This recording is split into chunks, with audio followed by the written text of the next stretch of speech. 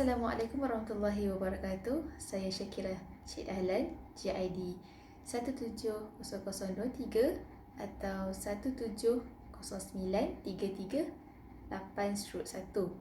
Okay, pada hari ini saya akan membincangkan mengenai tugasan iaitu yang bertajuk Bilingualism dalam penguasaan bahasa Inggeris bagi pelajar linguistik Melayu di Universiti Malaya.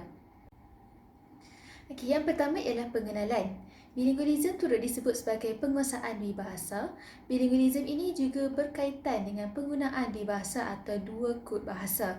Secara sosiolinguistik, bilingualism diertikan sebagai penggunaan dua bahasa atau seorang penutur dalam pergaulannya dengan orang lain secara bergantian. Dan ini apa yang dikatakan oleh Maiki 1962. Dan pemulihan dan penguasaan bagi bilingual melibatkan dua kaedah, iaitu menurut Reinhold 1991 menyatakan bahawa pemulihan dua bahasa pada peringkat pertama adalah menerusi konteks alamiah, iaitu balanced bilingualism, manakala peringkat kedua adalah setelah bahasa pertama ketika dewasa dan setelah memasuki pendidikan formal. Dan yang seterusnya ialah Chair 2004 juga menyatakan dengan tegas bahawa bilingualism adalah salah satu hasil praktikal dalam penggunaan bahasa secara bergantian dari bahasa yang satu ke bahasa yang lain oleh seseorang penutur. Okey, yang kedua ialah permasalahan kajian. Permasalahan kajian yang pertama dalam kajian ini adalah bertujuan untuk melihat penguasaan dan penggunaan bahasa Inggeris bagi seorang pelajar linguistik di Universiti Malaya, bagi mengenal pasti adakah pelajar ini betul-betul fasih dan boleh menguasai bahasa Inggeris secara sepenuhnya. Berdasarkan kajian-kajian lepas telah menunjukkan bahawa kebanyakan pelajar-pelajar di Malaysia ini khususnya telah mengalami masalah di dalam menggunakan bahasa Inggeris di mana di dalam kehidupan seharian. Hal ini dapat dilihat pada 4 aspek, iaitu aspek kemahiran membaca, menulis, mendengar dan komunikasi dengan pihak yang lain. Oleh itu, kajian bilingual terhadap pelajar linguistik Melayu di Universiti Malaya ini wajar untuk dikaji bagi mengetahui tahap bilingual peserta kajian hasil daripada pemulihan dan pembelajaran bahasa yang dipelajarinya. Setiap pengalaman, kemahiran dan tahap penguasaan peserta kajian akan dihuraikan bagi melihat sejauh mana tahap bilingual peserta kajian yang telah dipilih ini. Yang ketiga ialah objektif kajian. Dalam kajian ini terdapat 3 objektif yang utama. Yang pertama ialah mengenal pasti pemulihan bahasa kedua bagi pelajar ijazah sarjana muda linguistik Melayu di Universiti Malaya. Yang kedua ialah mengenal pasti pembelajaran bahasa kedua bagi pelajar ijazah sarjana muda linguistik Melayu di Universiti Malaya. Dan yang ketiga ialah mengenal pasti tahap penguasaan bahasa bagi pelajar ijazah sarjana muda linguistik Melayu di Universiti Malaya. Sorotan kajian di dalam kajian ini, yang pertama ialah telah diambil melalui Gwyn dalam Kern 2000 yang menyatakan kebanyakan pelajar yang mempelajari bahasa hanya mengetahui kesemua perkataan yang dibaca tetapi tidak memahami isi kandungan yang ingin disampaikan walaupun telah mempelajarinya dalam tempoh masa yang lama. Seterusnya adalah Jennifer 2003 berpendapat situasi ini berlaku disebabkan oleh sikap dan tabiat membaca dalam kalangan ibu bapa yang tidak mendedahkan kepada anak-anak mengenai budaya membaca sejak kecil yang secara tidak langsung telah mempengaruhi sikap pelajar terhadap literasi.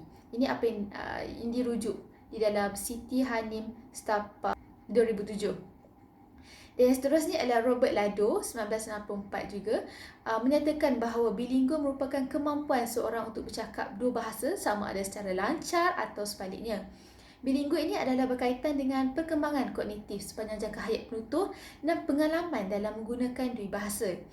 Faktor migrasi menjadi sebahagian dalam membentuk penutur bilingual.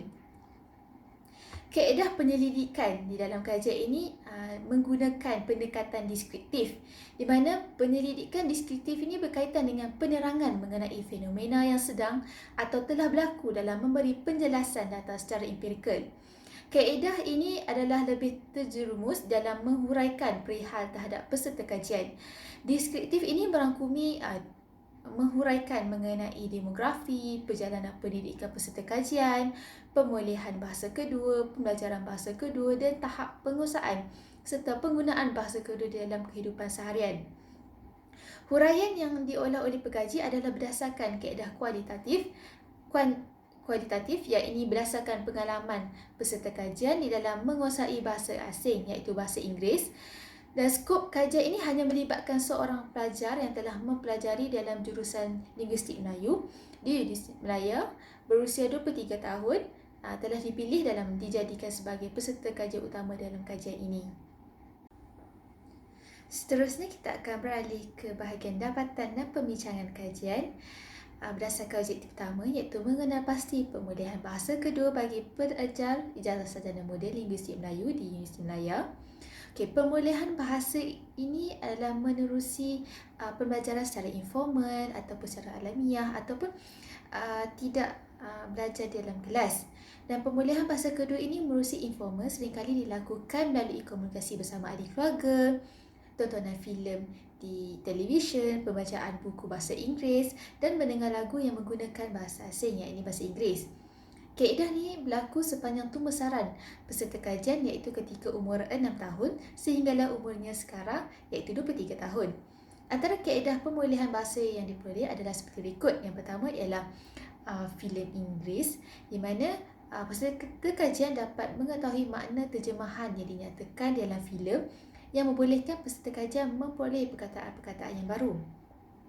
Filem ini telah diulang beberapa kali bagi membolehkan peserta kajian memahami cerita keseluruhannya tanpa disuruh oleh orang lain. Bahasa pemulihan ini melibatkan panca indera peserta kajian seperti minat dalam mengetahui bahasa asing secara tidak sengaja. Walau bagaimanapun, proses pemulihan ini akan membolehkan peserta kajian hanya boleh menggunakan perkataan dengan bunyi yang betul tetapi tidak dapat mengejanya dengan tepat. Proses pengulangan yang kerap akan membolehkan pemulihan bahasa berlaku dengan lebih berkesan. Yang kaedah yang kedua ialah pembacaan buku dan juga artikel. Contohnya adalah seperti berikut. Kaedah-kaedah ini secara tak langsung menambahkan kosakata yang baru dalam pemikiran peserta kajian. Penguasaan kosakata Inggeris membolehkan lahirnya pemahaman bagi sesuatu topik secara berkesan. Hal ini akan menyebabkan sistem kognitif dalam otak peserta kajian menyimpan dan menggunakannya jika perlu khususnya dalam komunikasi. Yang seterusnya adalah komunikasi dengan orang sekeliling. Pemulihan bahasa kedua ini secara tak langsung akan mendorong peserta kajian untuk berkomunikasi menggunakan bahasa kedua bersama ahli keluarganya yang terdekat ataupun rakan-rakannya. Komunikasi ini boleh berlaku dalam dua bentuk iaitu melalui lisan atau tulisan di media sosial iaitu tulisan di media sosial seperti mesej di Facebook dan juga Insta. Dan komunikasi dengan orang sekeliling ini melibat dua pihak. Yang pertama dengan ahli keluarga. Contohnya dia hanya menggunakan no sambil menggoyangkan jarinya kiri dan kanan menunjukkan tidak. Dan seterusnya ialah berkomunikasi dengan rakan-rakan. Contohnya seperti dialog yang dipaparkan ini. Merujuk kepada kaedah pemulihan bahasa kedua yang digunakan oleh peserta kajian secara tidak sedar telah memberi kesan terhadap tahap bilingualnya. Hal ini telah dipaparkan menerusi beberapa aspek bahasa, misalnya fonologi, morfologi, sintaksis dan semantik. Setiap pengembangan ini telah menyebabkan keempat-empat aspek ini dilihat berbeza iaitu pada peringkat kanak-kanak dan juga peringkat dewasa. Yang pertama ialah dari aspek fonologi, iaitu menerusi peringkat kanak-kanak, peserta kajian akan menuturkan kata-kata yang terdiri daripada satu suku kata kebanyakannya. Contohnya no, yes, ball dan sebagainya. Walau bagaimanapun, setelah peserta kajian mencecah umur 7 tahun dan ke atas, tahap pemulihan bahasa kedua semakin berkembang. Setelah peserta kajian mampu mengujarkan lebih daripada perkataan yang mengandungi dua suku kata, misalnya bicycle, shoes, teacher, sister dan sebagainya. Hal ini didorong oleh pemulihan daripada kawasan sekeliling. Yang kedua ialah aspek morfologi. Pada peringkat pertama, kebanyakan kosakata atau perkataan yang disebut oleh peserta kajian adalah terdiri daripada perkataan yang mengandungi morfem bebas atau turut dikenali sebagai root word. Sebagai contoh, class, door, teacher, friend. Dan pada peringkat seterusnya, peserta kajian mula menuturkan morfem terikat dalam komunikasi, misalnya teachers, walk, watching dan sebagainya. Namun begitu, peserta kajian masih lagi melakukan beberapa kesalahan tanpa disedari akibat daripada kekurangan pendedahan pembelajaran bahasa yang formal. Aspek yang ketiga ialah sintaksis, di mana peserta kajian dapat menyatakan ayat di dalam bentuk ayat minimal dan ayat lengkap, yang ini terdiri daripada subjek dan juga predikat. Walau bagaimanapun, predikat yang diungkapkan kebanyakan terdiri daripada kata kerja dan juga kata adjektif. Misalnya, eat. Dan yang kedua ialah I want play. Seterusnya ialah semantik. Makna yang diketahuinya adalah secara umum dan tidak khusus. Misalnya perkataan pemulihan bahasa daripada lagu yang ditonton di televisyen. Contohnya di dalam lagu A, B, C. Contoh A for apple, B for ball. Kerana apa yang kita tahu bahawa semantik ini dia mempunyai dua makna. Kebanyakannya iaitu makna konotatif dan juga denotatif. Tapi pada peringkat pemulihan, peserta kajian masih belum menguasai tahap itu lagi. Dan hal ini dikatakan demikian kerana dalam bahasa Inggeris terdapat perkataan yang mempunyai persamaan ejaan tetapi berbeza makna atau dikenali sebagai homonim. Jabatan bagi 6.2 iaitu mengenal pasti pembelajaran bahasa kedua bagi pelajar ijazah sarjana muda linguistik Melayu di Universiti Malaya. Pembelajaran bahasa melibatkan pendekatan pembelajaran di peringkat sekolah. Hasil daripada pembelajaran bahasa ini dapat dipecahkan kepada 4 bahagian, yakni berdasarkan aspek fonologi, morfologi, sintaksis dan juga semantik. Dari aspek fonologi, setelah peserta kajian di peringkat umur 12 tahun, corak sebutan bagi suatu fonem dalam perkataan yang diujarkan oleh peserta kajian adalah lebih jelas dan juga tepat. Misalnya, perkataan HOUR disebut sebagai hour, di mana berlakunya pengukuran bunyi H di awal kata. Manakala pleasure disebut sebagai pleasure, tidak disebut sebagai pleasure. Pengucapan fonologi ini berkaitan dengan kepanjangan, pengukuran, aspirasi dan ketiadaan bunyi pada beberapa perkataan dan sebagainya. Seterusnya ialah aspek morfologi. Morfologi bagi bahasa Inggeris juga adalah berbeza dengan bahasa Melayu kerana tipe morfologi bagi bahasa Inggeris ialah infeksi, yakni berdasarkan gender, masa, kepanjangan dan sebagainya. Peserta kajian juga mengetahui perbezaan penggunaan bagi perkataan yang melibatkan jamak dan juga tunggal. Konsep ini dikenali sebagai singular dan juga plural, di mana hasil daripada pembelajaran, peserta kajian dapat membezakan di mana perkataan yang singular tidak perlu diletakkan imbuhan S di akhir kata, manakala perkataan plural perlu diletakkan huruf ataupun imbuhan S di akhir kata. Selain itu, peserta kajian juga dapat menggunakan kata ganti nama diri bersesuaian dengan situasi. Misalnya pada penulisan berikut, My grandfather passed away and I miss him terribly. Dan ayat yang kedua, unfortunately he, di mana pada waktu ini peserta kajian dapat membezakan penggunaan kata ganti nama diri, iaitu he merujuk kepada dia, manakala him merujuk kepada kata ganti nama diri yang ketiga. Hasil pembelajaran membolehkan peserta kajian dapat menentukan bentuk kata yang berbeza mengikut konteksnya. Misalnya verb merupakan kata kerja yang merujuk kepada sebarang perbuatan dan digunakan di peringkat ayat. Verb ini akan berubah apabila menerima masa yang berbeza. Misalnya, she is talking to her friend now, she is talk to his mother yesterday. Fungsi ini berubah disebabkan oleh konteks masa yang diucapkan. Buktinya ayat yang pertama merujuk kepada waktu sedang, manakala contoh yang kedua ialah merujuk kepada waktu yang telah berlaku. Aspek yang ketiga ialah sintaksis. Selain itu juga, aspek sintaksis juga memberi kesan daripada hasil pembelajaran secara formal. Latihan-latihan yang diketengahkan di peringkat pengajian formal iaitu merangkumi latihan menulis dalam pelbagai bentuk struktur ayat. Peserta kajian telah mula belajar membina ayat penuh dengan betul. Misalnya, there is 13 people at the canteen dan sebagainya. Dan contoh kedua adalah menerusi penulisan seperti berikut. I'm a smart boy. Every weekend he will go to the tuition class at the Taman Mutiara by bus, dan seterusnya ayatnya. Iaitu berdasarkan contoh berikut, datang mendapati bahawa peserta kajian menggunakan corak yang berbeza di dalam menceritakan situasi yang ingin digambarkan kepada pembaca. Di mana buktinya pada ayat pertama dalam contoh berikut yang merujuk kepada ayat present tense kerana terdapat penggunaan kata is. Manakala ayat yang kedua merujuk kepada simple future tense kerana wujudnya perkataan will. Dan juga ayat yang ketiga ialah menggunakan penggunaan ayat past tense disebabkan oleh kehadiran kosakata seperti saw dan juga had. Aspek yang seterusnya iaitu yang keempat ialah aspek semantik. Pembelajaran bahasa juga membolehkan peserta kajian mengasah kemahirannya dalam mengetahui makna-makna bagi satu perkataan yang secara tak langsung dapat menyumbang kepada pertambahan kosakata dalam sistem kognitif peserta kajian. Contohnya dari aspek semantik ini kita lihat dari aspek makna denotatif dan juga konotatif.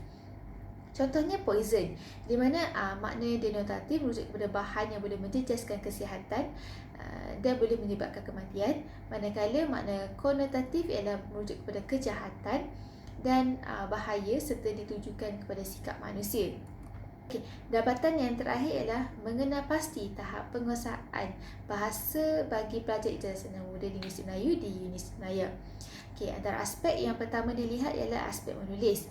Berdasarkan aspek menulis, peserta kajian dapat menulis ayat yang lengkap. Walau bagaimanapun, peserta kajian masih melakukan kesilapan dalam menghasilkan ayat.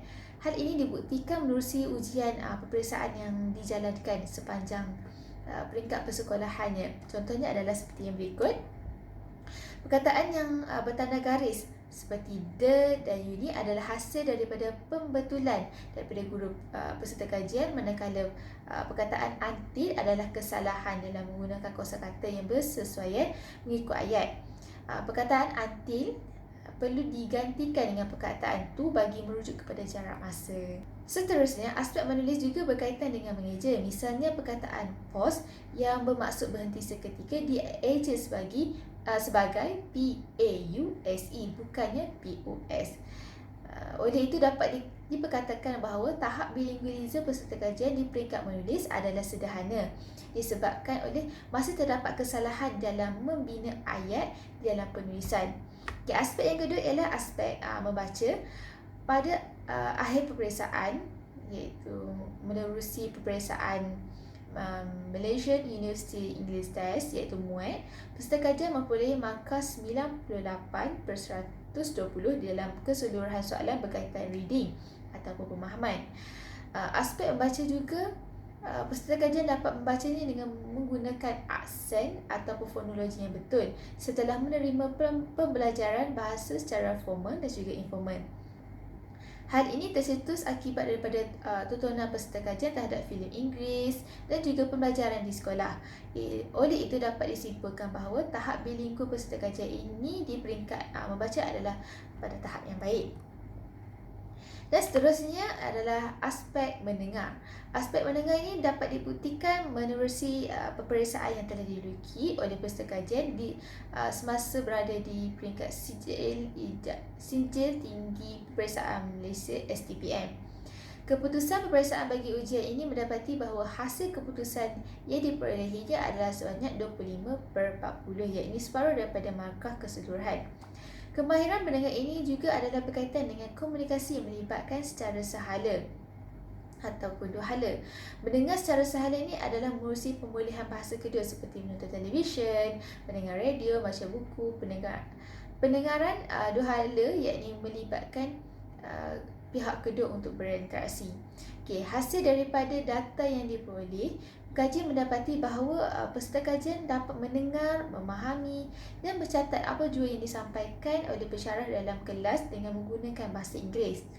Oleh itu dapat disimpulkan bahawa tahap penguasaan bilingual peserta kajian bagi kemahiran ataupun peringkat mendengar adalah baik.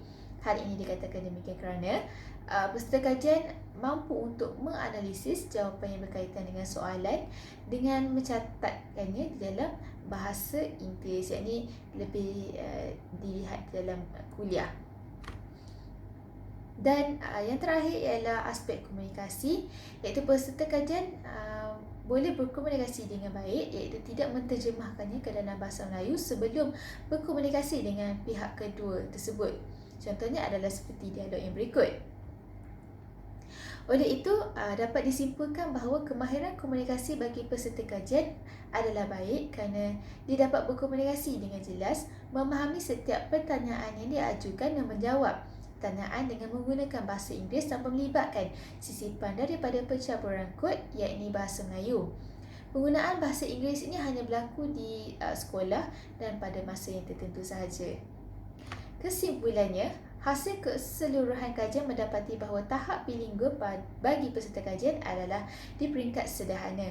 Hal ini dikatakan kerana peserta kajian masih melakukan kesilapan khususnya dalam aspek penulisan dan pemahamannya melibatkan menulis. Walau bagaimanapun, tahap bilingual peserta kajian dalam aspek komunikasi, mendengar dan membaca adalah baik. Hal ini dikatakan kerana peserta kajian dapat memahami setiap perbualan yang diujarkan tanpa merujuk kamus atau menterjemahkannya ke dalam bahasa ibunanya, iaitu bahasa Melayu. Okey, dan akhir sekali ini merupakan senarai bibliografi dan ini merupakan separuh daripada yang saya ambil dalam penulisan penuh. Dan itu saja penerangan saya mengenai tajuk tugasan saya pada hari ini. Terima kasih.